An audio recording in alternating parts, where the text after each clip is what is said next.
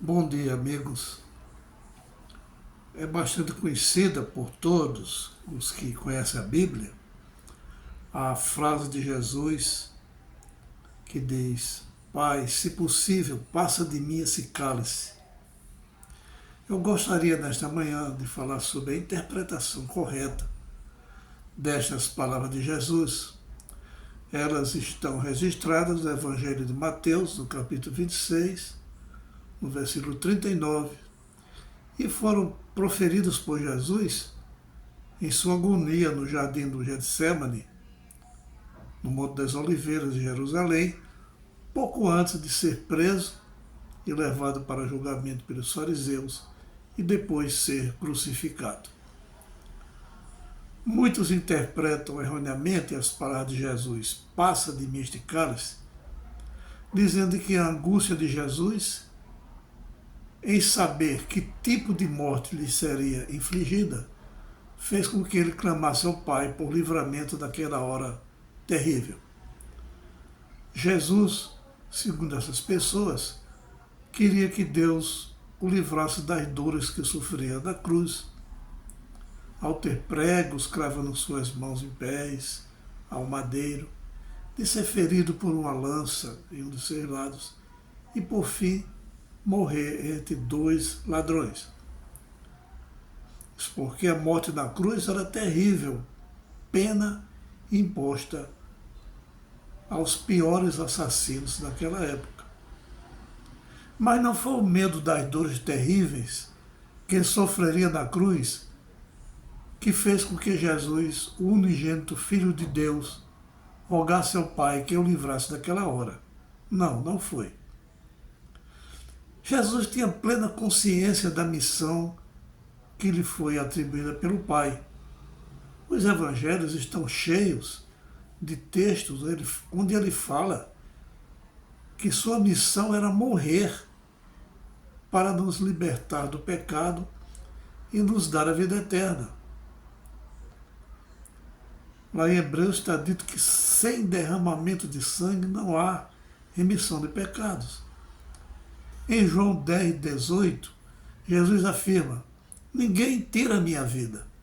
Pelo contrário, eu a espontaneamente a dou. Tenho autoridade para entregá-la e também para reavê-la. Este mandato recebi de meu Pai. E disse também: na verdade vos digo, que se o grão de trigo caindo na terra não morrer, fica ele só. Mas se morrer, dá muitos frutos. João 10, 24. E disse também: eu sou o bom pastor. O bom pastor dá a vida pelas ovelhas. João 10, 11. O cálice ao qual Jesus se refere ao clamar ao Pai que o afastasse dele, era o cálice de levar sobre si os pecados de todos os homens, passados, presentes e futuros. Ele que era santo, puro, imaculado, a luz do mundo, de repente seria envolvido pelas trevas dos pecados de todos nós, de ser considerado maldito, porque a Bíblia diz: Cristo nos resgatou da maldição da lei, fazendo-se maldição por nós, porque está escrito: maldito todo aquele que for pendurado no madeiro.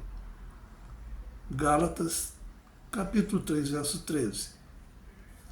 Por essa razão, Deus se afastou de Jesus naquela hora em que ele clamou: meu Deus, por que me desamparaste? Deus é luz, e naquele momento o Filho Jesus era só trevas. E não pode haver comunhão entre as trevas e a luz. Paulo escreveu em sua segunda epístola aos Coríntios: e que comunhão tem a luz com as trevas? Esse é o real significado das palavras de Jesus ao pedir ao Pai que, se possível, passasse dele aquele cálice. O cálice de levar sobre si os pecados de toda a humanidade de se transformar em trevas, e não o medo da morte na cruz. Jamais poderia ser o medo da morte na cruz. A morte foi derrotada por Jesus na cruz do Calvário. A cruz é o símbolo da vitória de Jesus sobre a morte, sobre as trevas, sobre o pecado, para que nós tivéssemos vida e vida em abundância. João, capítulo 10, verso 10. Tenham todos uma feliz sexta-feira.